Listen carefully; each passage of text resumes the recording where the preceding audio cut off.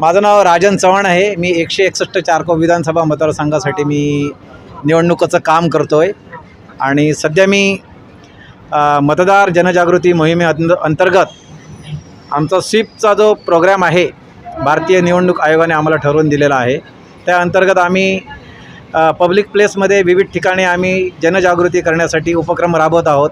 त्याचाच एक भाग म्हणून आज इथं 2 पथनाट्य सादर केलेले आहेत आणि याच्यामध्ये आम्ही विशेषतः तरुण मुलांचा, तरुण युवकांचा येणाऱ्या निवडणुकीमध्ये मतदानाला हक्क त्यांनी का निभावला पाहिजे, का बजावला पाहिजे, लोकशाही मजबूत करण्यासाठी ते का आवश्यक आहे आणि आपल्या मताचं महत्त्व कशा प्रकारचे विकसित बदल घडू शकतात हे या पथनाट्याच्या माध्यमातून आम्ही लोकांसोबत मांडत आहोत आणि अशा प्रकारची जनजागृती करत आहोत।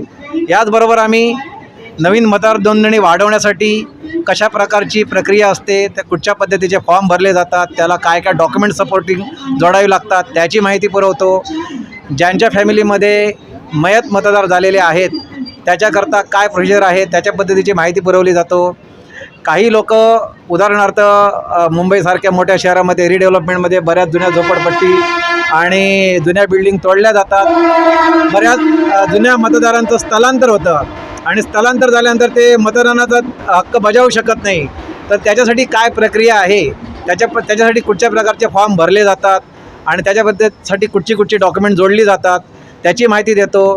या व्यतिरिक्त जी लोक वर्किंग अवर्समध्ये कार्यालयात येऊ शकत नाही मतदानाचे फॉर्म भरण्याकरता, त्यांनी ऑनलाईन पोर्टलचा माध्यमाचा वापर करून, सोशल पोर्टलचा वापर करून कशा पद्धतीने आपली नावं मतदार यादीमध्ये समाविष्ट केली पाहिजेत त्याची माहिती देतो। अशा पद्धतीने आम्ही जनजागृतीची मोहीम राबवत आहोत आणि हा आमचा उपक्रम येत्या 15 दिवसात 26 तारीखपर्यंत सलग सगळे सुट्टीचे दिवस धरून चालूच राहणार आहे आणि ह्याच्याकरता आम्हाला लोकांची, विशेषतः जागरूक लोकांची खूप आम्हाला सहकार्याची गरज भासणार आहे आणि आम्ही अशा प्रकारची अपेक्षा ठेवून आमचा उपक्रम सलग चालू ठेवणार आहोत। धन्यवाद। मेरा नाम प्रवीणा लखानी है, मैं एक शिक्षक हूँ।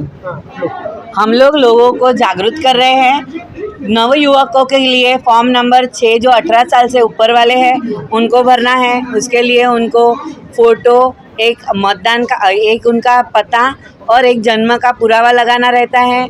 और उसके बाद जिनको मृत्यु हो गई है उनके लिए फॉर्म नंबर 7 भरना है, जिससे बोगस वोटिंग ना हो।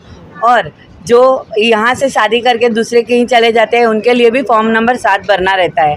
इसके अलावा हम लोग हमारे नाम में या जन्म तारीख में, अपने उम्र में या कोई पते में थोड़े से चेंजेस चाहते हैं तो उसके लिए हम उनको 8 नंबर भराते हैं। फॉर्म नंबर 8 में ही 8 भी है, जिसमें एक यादी में से आप दूसरी यादी में जा सकते हैं। जैसे कि 161 में चारकोप में से निकलकर आपको कांदीवली आना है या कांदीवली में से निकलकर महावीर नगर जाना है तो जा सकते हैं।